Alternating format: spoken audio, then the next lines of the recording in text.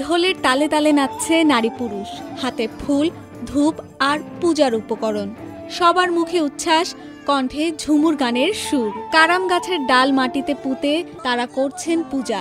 দৃশ্যটা যেন হারিয়ে যাওয়া কোনো প্রাচীন আচার অনুষ্ঠানের জীবন্ত ছবি। ৩ সেপ্টেম্বর সিরাজগঞ্জের রায়গঞ্জ উপজেলার পশ্চিম আটঘটিয়া গ্রামে অনুষ্ঠিত হল সমতলের ক্ষুদ্র জাতি গোষ্ঠীর ঐতিহ্যবাহী কারাম উৎসব। একাদশী তিথিতে এই কারাম পূজা উৎসব করে থাকি। আমরা 5 দিন নিরামিষ খেয়ে পরিবার পরিজনকে সাথে নিয়ে আমরা এই উৎসব পালন করে থাকি। প্রকৃতির বন্দনা মূলত করে থাকে এই কারাম উৎসবটার মধ্যে দিয়ে। আর এই কারাম উৎসবটা আমাদের মেয়েরা এখানে যে কৃষি সভ্যতা যখন শুরু হয়েছিল তার যে ধারক ও বাহক এই আদিবাসী জনগোষ্ঠীর মানুষেরা, সেটা মূলত এই কারাম উৎসব থেকেই প্রমাণ পাওয়া যায়। কারাম গাছটা বাংলাদেশে বিপন্ন হয়ে যাচ্ছে এবং এটা মহাবিপন্ন উদ্ভিদের মধ্যে একটা। আর এটা আদিবাসীদের মাধ্যমে হোক বা যারা ব্যক্তিগতভাবে হোক, আমি চাই যে কারাম বৃক্ষটাকে টিকিয়ে রাখা। কারাম উৎসবের সঙ্গে কৃষি ও বৃক্ষের গভীর সম্পর্ক রয়েছে।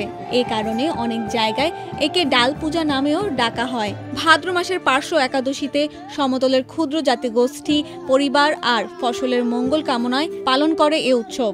নারীরা বিশেষ প্রার্থনায় অংশ নেন বাবা ও ভাইয়ের কল্যাণ কামনায়। কারাম পরব সাধারণত 5 দিন ধরে চলে, কোথাও কোথাও 7 দিন পর্যন্ত চলে এ আয়োজন।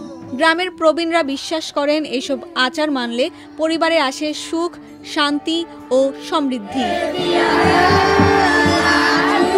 সাঁওতাল, ওরাও, মাহাতো, বড়াইক, কুর্মি, সিং, পাহান, মাহালি, বেদিয়া এসব সহ নানা জাতি গোষ্ঠী নিজেদের রীতি মেনে কারাম উৎসব পালন করেন।